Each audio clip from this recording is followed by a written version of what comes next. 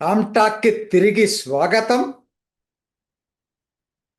పశ్చిమ బెంగాల్ మమతా బెనర్జీ బెంగాల్కు చేసినంత డ్యామేజీ ఎప్పుడు జరగలేదండి. అంతా ఇంత కాదు. కలకటా నడిబొడ్డున మాఫియా గ్యాంగ్స్టర్లను పొంచి పోషించింది. జహంగీర్ సర్కార్ కావచ్చు, సోనా పప్పు కావచ్చు. ఇప్పుడు వార్తల్లో వాళ్ళ చేసే పనులు, వాళ్ళ బిల్డింగులు అన్నీ చూస్తుంటే ఆశ్చర్యంగా ఉంది. మరి ఇన్నాళ్ళ నుంచి పేపర్లు ఎప్పుడు రాలేదు ఇవన్నీ, ఇప్పుడు వస్తున్నాయి ఎక్కడ. తర్వాత అభిషేక్ బెనర్జీ ఆవిడ మేనల్లుడికి 200 మంది సెక్యూరిటీ ఉండేవాళ్ళు, పోలీసులు 200 మంది. ఒక ఎంపీ అయినా అంతకు మించి పొజిషన్ ఏమి లేదు. ఒక ఎంపీకి 200 మంది సెక్యూరిటీ. ఎంతగా అధికార దుర్వినియోగం జరిగిందో అర్థమవుతా ఉంది. కలకటా జైల్లోనంట 23 సెల్ ఫోన్లు దొరికినాయి అంట. జైల్లో ఖైదీల దగ్గర సడన్ ఇన్స్పెక్షన్ చేస్తే 23 సెల్ ఫోన్లు దొరికినాయి.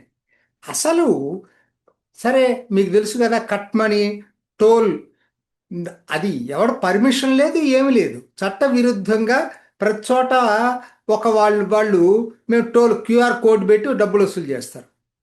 కాదనే దమ్ము ఎవరికి లేదు. అంటే ఏం జరుగుతుంది వెరసే అంటే, పశ్చిమ బెంగాల్లో ఇన్నాళ్ళు జరిగింది ఏంటంటే, రూల్ ఆఫ్ లా కాదు, లా ఆఫ్ ది రూలర్. చట్టపాలన కాదు, పాలకుల చట్టం వర్తించబడింది అక్కడ. అది తేడా. మరి ఇవాళ వాళ్ళు ఒక్కొక్కరు మెల్లిగా బిషానా ఎత్తేస్తున్నారు. ఎందుకంటే సువేందు అధికారి చాలా గట్టిగా వాళ్ళకి వ్యతిరేకంగా చర్యలు తీసుకుంటున్నాడు. ఆ జహంగీర్ సర్కార్ అయితే ఇప్పుడు కోర్టును ఆశ్రయించాడు. నాకు ముందస్తు బెయిల్ ఇవ్వండి బాబు అని చెప్పి. నిన్నటి దాకేమో పుష్ప పుష్ప అని మాట్లాడాడు. అంటే భయపడిపోతున్నారు పోలీసులు. ఇంకొకటి, నిన్న అంత రాగానే ఒక నిర్ణయం తీసుకున్నారు.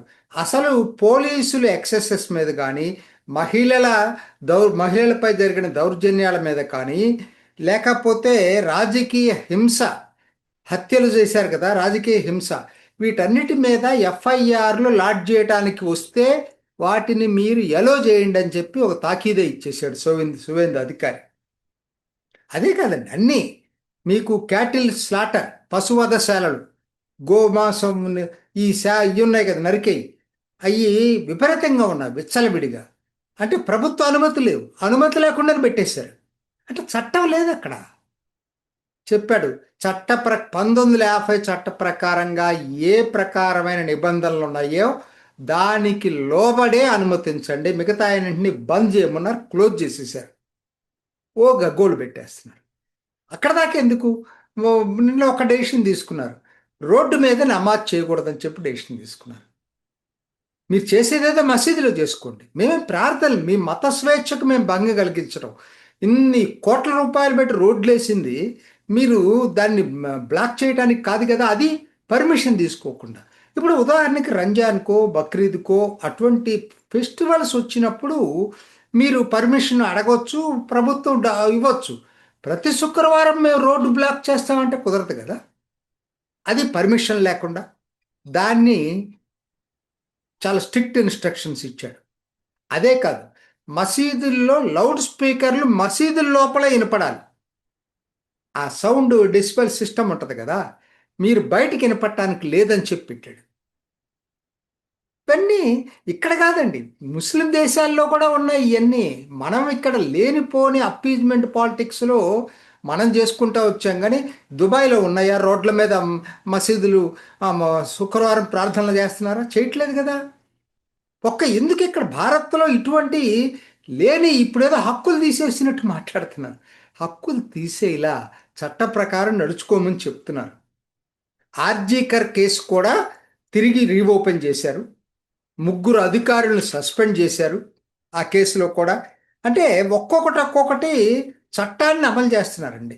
తప్పులు జరిగిన వాటిని సరిదిద్దుతూ ఉన్నారు, పాపాలు కడిగేస్తున్నారు. మమతా బెనర్జీ పాపాలు కడిగేస్తున్నారు. ఇన్నాళ్ళ నుంచి అమలు కాని కేంద్ర ప్రభుత్వ పథకాలు అమలు చేస్తున్నారు. ఆయుష్మాన్ భారత్ అక్కడ లేదు ఇన్నాళ్ళ నుంచి. పిఎం విశ్వకర్మ అది అమలు కావట్లేదు. ఎంతోమంది హాకర్స్, స్ట్రీట్ హాకర్స్ ఎంత బెనిఫిట్ అయ్యి ఉండేవాళ్ళు. తర్వాత పిఎం శ్రీ స్కూల్స్, సగం డబ్బులు కేంద్రం ఇస్తుంది.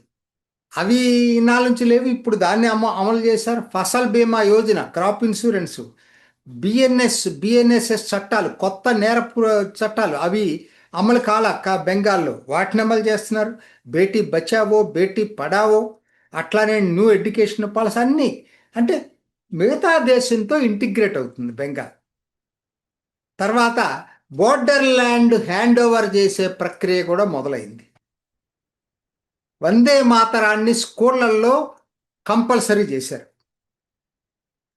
అట్లానే రిలీజియస్ స్కీమ్స్ అంటే మతపరమైనటువంటి పథకాలకి బంద్ పెట్టాడు సువేందు అధికారి. ఇమాములకి, మజిరీన్లకి, పూజారులకి ఏదైతే గౌరవ వేతనం పేరుతోటి ప్రభుత్వ డబ్బులు ఇస్తున్నారో ఇక నుంచి ఇవ్వంగాక ఇవ్వను. దాని మీద టీవీల్లో కూడా చర్చ నడుస్తుంది. అదే టైంలో ఏమన్నాడు తెలుసా? ఆవిడ రద్దు చేసిన, మమతా బెనర్జీ రద్దు చేసిన మెరిట్ స్కాలర్షిప్ తిరిగి పునరుద్ధరిస్తున్నానని చెప్పాడు. పేద ప్రజలకి మతంతో కులంతో సంబంధం లేదు, మెరిట్ స్కాలర్షిప్స్ రివైవ్ చేస్తున్నామని చెప్పాడు. ఏది కావాలండి? గౌరవ వేతనాలు మతం పేరుతో ఇచ్చేవి కావాలా, లేకపోతే అన్ని మతాలకు సంబంధించినటువంటి పేద విద్యార్థులకి మెరిట్ స్కాలర్షిప్స్ కావాలా? ఈ రెండిట్లో ఏది కావాలో ప్రతి ఒక్కరు అడిగినా కూడా కరెక్ట్గా ఆన్సర్ చెప్తారు, దానికేం ఇది లేదు. సరే, ఇవాళ అట్లాని దాంతోపాటు అన్ని దానికన్నా ముఖ్యమైనది ఒకటి తీసుకున్నారండి నిర్ణయం. చాలా చాలా ముఖ్యమైనది. నేను ఇంతమంది చాలా వీడియోలు చేశాను దీని మీద. 2010, 2012 మధ్య అది లెఫ్ట్ ఫ్రంట్ గవర్నమెంట్లో మొదలైంది. తర్వాత మమతా బెనర్జీ గవర్నమెంట్లో విచ్చలవిడిగా జరిగింది. 77 కులాల పేరుతోటి, అందులో 75 ముస్లింలకు సంబంధించిన 2, ఎందుకంటే దానికి వ్యాలిడిటీ తీసుకురావడం కోసం ఏదో నామక ఒక 2 హిందూ కులాలని కలిపి 77 కులాలని ఓబీసీల కింద చేర్చారు. అంటే ఆల్మోస్ట్ ముస్లిమ్స్ మొత్తం ఓబీసీల కిందకు వచ్చారండి. నిజమైన హిందూ ఓబీసీలు ఎవరున్నారో వాళ్ళకి ఫలితాలు దక్కట్లేదు. మతపరంగా ఇవ్వకూడదు కదా, అందుట్లో కూడా బీసీలు ఉన్న వాళ్ళకి ఇవ్వచ్చు. ఇప్పుడు దూదేకుల ఉంది, వాళ్ళకి ఇవ్వచ్చు. అట్లా వృత్తిపరంగా ఉన్నటువంటి వాళ్ళకి ఇవ్వచ్చు. అందరినీ గంప కొత్తగా చేర్చేసింది. 2024లో దీని మీద కలకట్టా హైకోర్టు తీర్పు ఇచ్చింది, కొట్టేసిందని. కొట్టేస్తే మళ్ళీ రాష్ట్ర ప్రభుత్వం సుప్రీంకోర్టుకి వెళ్ళి ప్రస్తుతానికి స్టేటస్ కో, అంటే హైకోర్టు తీర్పుకు ముందు ఎట్లయితే ఉందో అది పునరుద్ధరించుకుంది, నడుస్తూ ఉంది. సుప్రీంకోర్టు ఎప్పుడు మళ్ళీ విచారణ జరుగుతుందో తెలియదు. ఇప్పుడు సువేందు అధికారి ప్రభుత్వం ఏం చేసిందంటే, అసలు మేము ఆ కేసే విత్డ్రా చేసుకుంటున్నాం, కలకట్టా హైకోర్టు తీర్పును గౌరవిస్తున్నాం అని చెప్పాడు. చాలా చాలా కీలక పరిణామం ఇది. నిజమైన ఓబీసీలకి ఇప్పుడు న్యాయం జరుగుతుంది. ఇప్పుడు దాంతో పాటుగా ఈయన ప్రభుత్వ పథకాలు, క్యాస్ట్ సర్టిఫికెట్స్ కూడా 2011 తర్వాత విచ్చలవిడిగా ఎస్సీ, ఎస్టీ, ఓబీసీ ఎవరికి పడితే వాళ్ళకి ఇచ్చేశారు. అన్నింటిని కూడా పునఃసమీక్ష చేస్తామని చెప్పాడు. సరే, వీటితో పాటు ఏంటంటే కొత్త ప్రభుత్వం వచ్చింది కాబట్టి కొత్త పథకాలు ప్రకటించారు. అన్నపూర్ణ భాండార్ పేరుతో నెలకు 3,000 మహిళలకి, అట్లానే ఫ్రీ బస్ జర్నీ మహిళలకి, ఇవి ప్రతి ప్రభుత్వం ఇస్తుంది, వీళ్ళు ఇస్తున్నారు. ఆ ప్రభుత్వ ఉద్యోగాలకు 5 సంవత్సరాల రిలాక్సేషన్ వయోపరిమితి ఇస్తామని చెప్పారు, దాన్ని హామీని నెరవేర్చారు.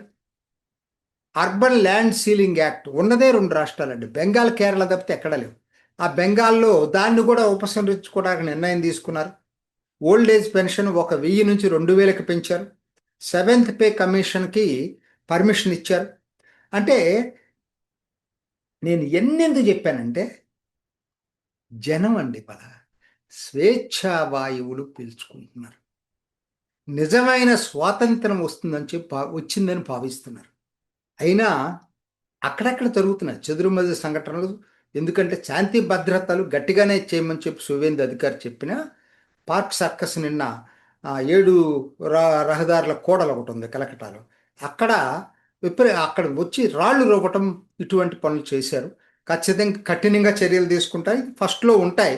ఒక యోగి ఎలా చేశాడో సువేందు అధికారి కూడా దాదాపుగా అదే బాటలో వెళ్తున్నాడు. కరెక్ట్గా చెప్పాలంటే ఒక్క 10 రోజుల్లో బెంగాల్లో వాతావరణమే మారిపోయింది. ఒక్క 10 రోజులు ప్రజలు ఆనందోత్సవాల్లో ఉన్నారు. రౌడీలు భయం భయంగా బతుకుతున్నారు. మమతా పాలన పోయింది, భయం కూడా పోయింది. ఇది కదా నిజమైన స్వాతంత్రం అంటే. ఇది ఈనాటి రామ్ టాక్. ఇంకొక ఎపిసోడ్లో మళ్ళీ కలుసుకుందాం. నమస్తే. చూసారు కదండి. మరి ఈ వీడియో కనుక మీకు నచ్చినట్లయితే ఒక లైక్ కొట్టేసి మీ అభిప్రాయాన్ని కూడా కామెంట్ బాక్స్లో తెలియజేస్తూ ఇలాంటి ఇంట్రెస్టింగ్ అప్డేట్స్ కోసం మా ఛానల్ని సబ్స్క్రైబ్ చేసుకోండి.